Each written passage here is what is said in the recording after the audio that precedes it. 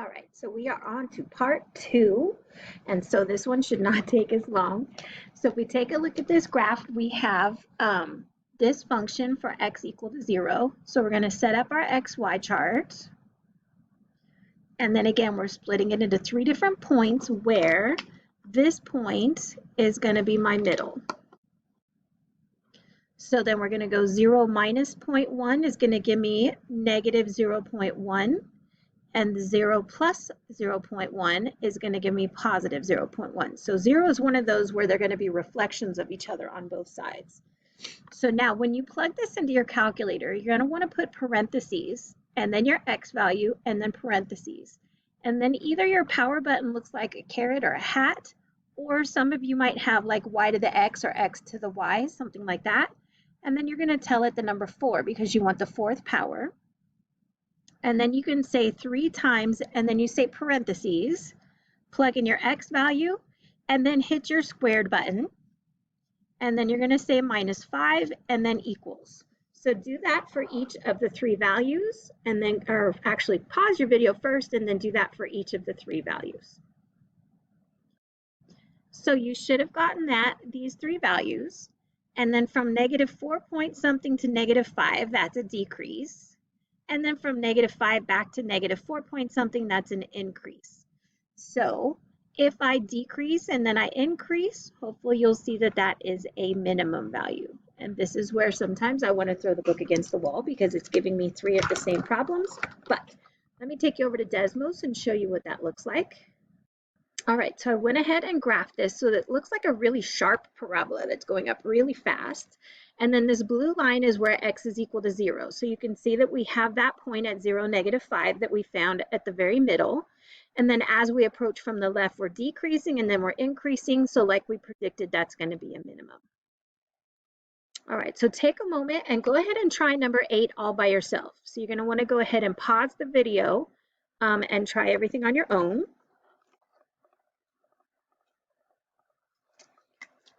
So I'm going to start out with my XY chart, split it into 3 parts, and 0 is the middle. So if I do 0 minus 0.1, I get negative 0.1. And if I do 0 plus 0.1, I get positive 0.1. Then in my calculator, I'm going to type in parentheses, my x value, and then my power button, whatever that happens to look like. And now it's the 5th, minus 2 times parentheses, put in your x value, and then your power button, and then you want it to the 3rd power. Then you're going to say minus 2 times my x value to the 2nd, and then equals. So you should have gotten these 3 values. And from a negative to a 0, that's actually an increase. The book changed. And then from 0 back to a negative is going to be a decrease. So if I increase and then I decrease, then that means I have a high point, which is a maximum. So let me switch you over to Desmos and see what that looks like. All right, so I went ahead. The black graph is the graph of our function, and then the red line is where x is equal to 0. So like we predicted, we have this point at 0, 0. And from the left, we increased, and from the right, we decreased, and therefore we have a maximum. And notice in this case, it's not an absolute maximum because I have some y values that are higher. All right, let's start by setting number 9 up together. So we're going to do our XY chart sideways, and we're going to pick 3 points. So I'm going to put negative 1 in the middle. So then if I do negative 1 minus 0.1, I get negative 1.1. And if I get negative 1 plus 0.1, I get negative 0.9. Okay, so in this one, you're going to substitute, you're going to do parentheses, plug in your x value, and then do your power button, whatever that looks like, and then tell it you want the 3rd power, plus whatever your x value is squared, and then minus whatever your x value is, and then press equals.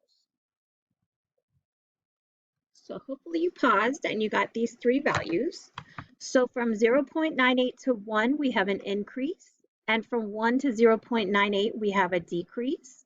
So if I increase and then I decrease, then that means that we have a maximum value. All right, so pause your video and actually, sorry, let me take you over to Desmos and show you that that's true. So looking at Desmos, we do have a point here at negative 1, 1, which we predicted. And we are increasing as we read from left to right till we hit that point, and then we are decreasing. I'll say it again, increasing and then decreasing. So then that gives us a high value, which is a maximum. All right, so go ahead and pause your video and start working on number 10 on your own, and I'll do it in a step-by-step process so you can be checking in periodically. So the first step is going to be to set up your XY chart. And so we have 0 in the middle. So 0 minus 0.1 is going to be negative 0.1 for the left.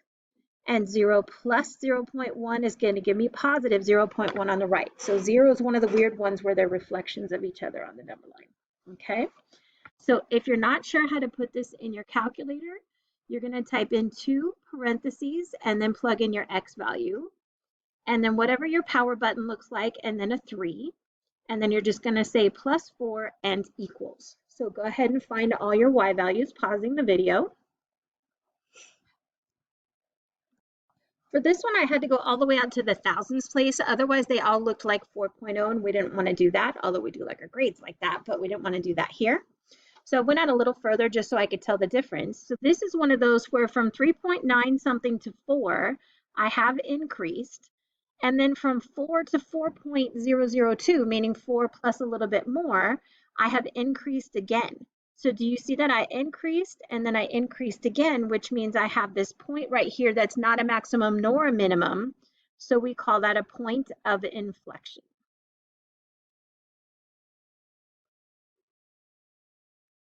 All right, so that should be enough information for you to be able to get started on your homework.